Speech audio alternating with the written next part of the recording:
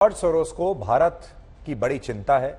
भारत में लोकतंत्र नहीं है, इसे लेकर जॉर्ज सोरोस बड़े दुखी हैं और वो कह रहे हैं कि अडानी का जो मामला हुआ है ये नरेंद्र मोदी की सरकार को बड़ा भारी पड़ेगा, बड़ा महंगा पड़ेगा।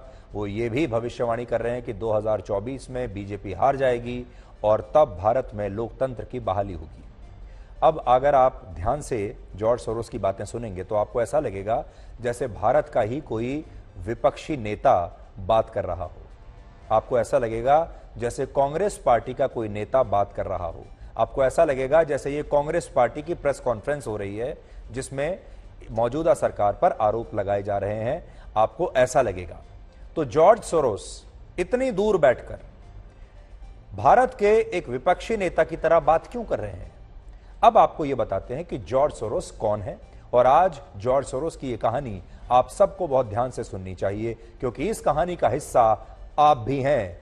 आप भी जॉर्ज सोरोस की इस कहानी का एक किरदार हैं। बस फर्क इतना है कि आपको इसकी खबर नहीं है। इसलिए आज अगर आप अपने देश से जरा भी प्यार करते हैं, अगर आप के अंदर देशभक्ति का जरा भी जज्बा है, मैं ये नहीं कह रहा आप किस पार्टी के समर्थक हैं, आप चाहे बीजेपी के समर्थक हैं, कांग्रेस पार्टी के समर्थक हैं, किसी और पार्टी के समर्थक हैं, चाहे आपकी विचारधारा कुछ भी है।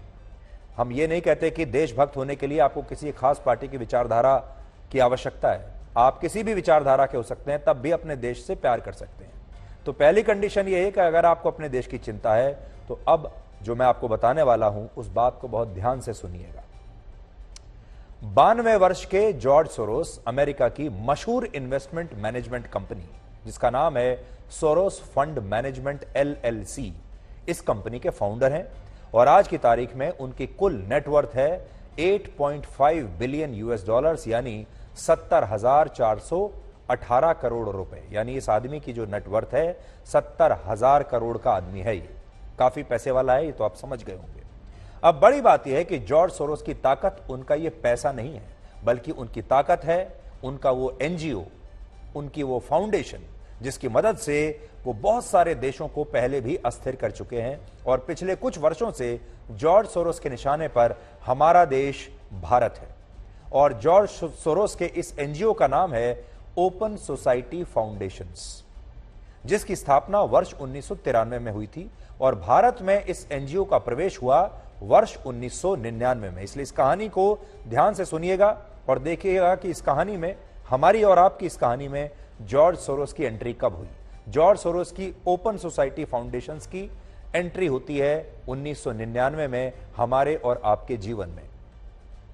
जॉर्ज सोरोस के मुताबिक उनका ये NGO ऐसी संस्थाओं और ऐसी ग्रुप्स को फंडिंग देता है जो अपने देशों में लोकतंत्र, पारदर्शिता और अभिव्यक्ति की आजादी के लिए संघर्ष कर रहे हैं। इसे ऐसे समझिए कि हर देश में एक टुकड़े टुकड़े गैंग जरूर होता है जिसके द्वारा लोकतंत्र और अभिव्यक्ति की आजादी के नाम पर दुकानें चलाई जाती हैं और इन दुकानों के जरिए वहां की मौजूदा सरकार को और उन देशों को कमजोर किया जाता है। वहां बगावत के बीज बोए जाते हैं और ऐसी ही दुकानों को जॉर्ज सोरोस के जो NGO हैं वहां से फंडिंग मिलती है।